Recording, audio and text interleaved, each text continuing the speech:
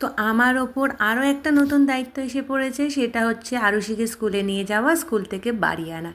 তো এখন যাচ্ছি আরুষিকে স্কুলে দিতে। স্কুল থেকে ফিরে চলে আসলাম বেসিনে।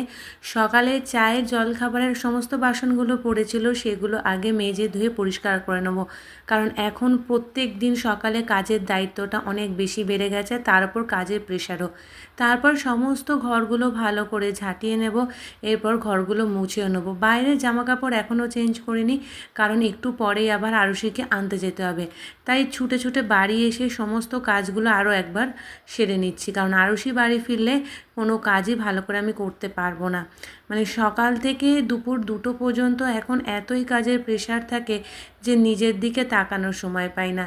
এরপর আজকের বিছানার বেড কভারটা চেঞ্জ করেছিলাম, সেটা কেচে ছাদে দিয়ে দিলাম। এইভাবেই আমার সমস্ত দিনটা কাজের মধ্যে দৌড়াতে থাকি। এই ছোট্ট ছোট্ট শর্টসটা ভালো লাগলে লাইক